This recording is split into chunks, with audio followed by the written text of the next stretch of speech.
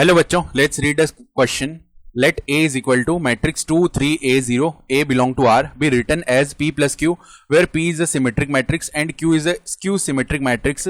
If determinant of Q is equal to 9, then the modulus of sum of all possible values of determinant of P is equal to.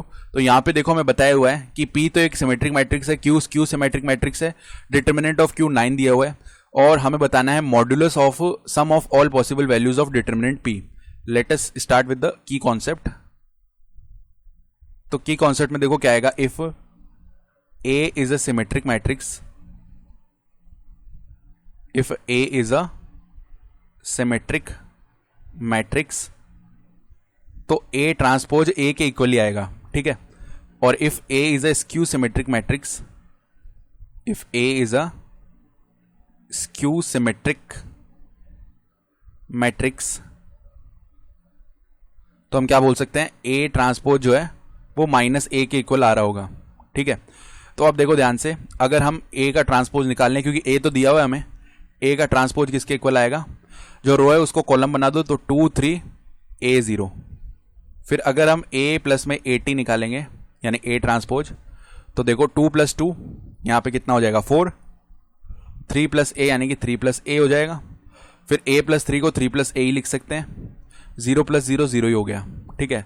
फिर उसके साथ ही हम a minus A transpose निकाल लेते हैं तो कितना आएगा, 2 माइनस में 2 यानी 0, 3 माइनस में a, फिर a माइनस में 3, 0 - 0 यानी 0 बनेगा. अब देखो इस a + A ट्रांसपोज को हम क्या बोल रहे हैं एक बार के लिए, इसको हम बोल ले रहे हैं एक बार के लिए.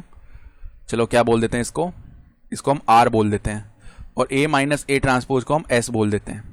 तो अब अगर हम R का ट्रांसपोज निकालेंगे ना तो देखो क्या आएगा, 4 3 + A 3 + A 0. ध्यान से देखें तो ये R के इक्वल है, यानी ये हमारे पास में क्या होगी, सिमेट्रिक मैट्रिक्स. और अगर हम S ट्रांसपोज निकालेंगे ना तो वो किसके इक्वल आएगा, ये आएगा 0 3 - A, ठीक है. 3 - A आ गया, फिर यहां पे A - 3 आएगा और यहां पे 0 आ जाएगा, ठीक है. ये बन रहा है.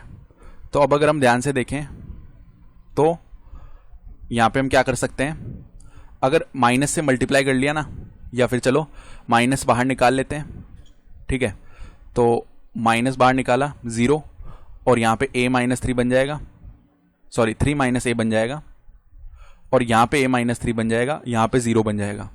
अब ध्यान से देखो ये किसके इक्वल आ रहा है, ये हमारे पास में s के इक्वल ही आ रहा है, तो माइनस ऑफ s.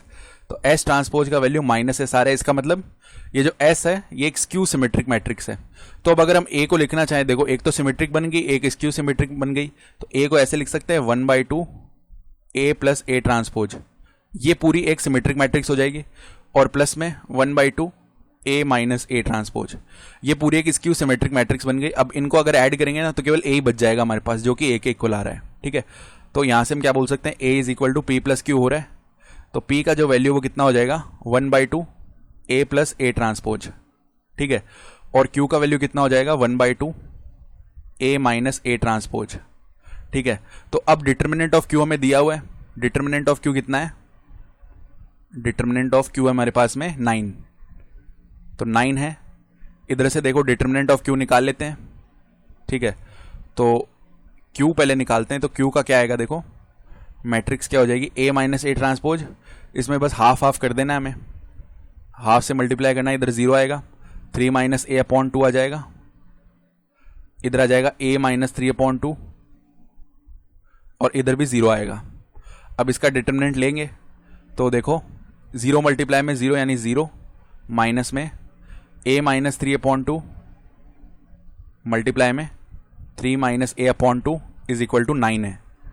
तो देखो 3 - A को A - 3 लिखेंगे, बाहर माइनस आ जाएगा तो माइनस माइनस प्लस बन गया, A - 3 का होल स्क्वायर = 2 × 2 4. वो उस तरफ गया तो 9 मल्टीप्लाई में 4 हो जाएगा, यानी A - 3 का वैल्यू क्या आएगा, +- (9 × 4 यानी 36, यानी A - 3 का वैल्यू आ जाएगा +-6. तो A - 3 को पहले हम 6 कर लेते हैं, A - 3 को हम माइनस का 6 कर लेते हैं. तो जब ये किया तो A का वैल्यू आ जाएगा 9 और जब ये किया तो A का वैल्यू आ जाएगा -3, ठीक है. ये बन गया. और हमें क्या बताना है, then the modulus of the sum of all possible values of determinant of P. तो डिटर्मिनेंट ऑफ पी निकाल लेते हैं अब। तो डिटर्मिनेंट ऑफ पी किसके इक्वल आएगा, यहाँ पे देखो a प्लस ए टी कितना था, ये था, तो 1/2 से कर लेना है बस अंदर, तो 2 आ जाएगा, 3 प्लस ए अपॉन 2, इधर भी 3 प्लस ए अपॉन 2 आ जाएगा, और फर्दर जो लास्ट टर्म है वो 0/2 यानी 0 ही बन जाएगा। इसको सॉल्व कर लेते हैं, तो 0 माइनस में 3 प्लस ए मल्टीप्लाई में 3 प्लस ए अपॉन में 4 हो जाएगा, तो ये बन गया माइनस का 3 प्लस ए का होल स्क्वायर अपॉन 4। तो अब देखो जब a का वैल्यू हम रखेंगे 9, if a is equal to 9, इसका मतलब डिटर्मिनेंट ऑफ p का वैल्यू क्या आएगा, माइनस ऑफ कितना, माइनस ऑफ बन जाएगा 3 प्लस ए यानी 9 प्लस में 3 यानी कि 12, तो माइनस में 12 मल्टीप्लाई में 12 बन गया अपॉन में 4 डिवाइड कर गया 3 टाइम्स, तो माइनस का 36 आ गया। और if a is equal to कितना, माइनस का 3, तो डिटर्मिनेंट ऑफ p, क्योंकि 3 माइनस 3 0 हो जाएगा, पूरा टर्म ही 0 बन गया। तो अब देखो हमें क्या निकालना है, modulus of sum of all possible values of determinant of p। तो देखो modulus of sum of all possible values of determinant of p, ये किसके इक्वल आएगा, मॉड्यूलस ऑफ -36 प्लस 0, यानी मॉड्यूलस ऑफ -36 जिसका वैल्यू आ जाएगा 36। तो हमारा रिक्वायर्ड जो आंसर है वो 36 आ रहा होगा, तो ऑप्शन बी सही है। I hope you understood this explanation. Best of luck.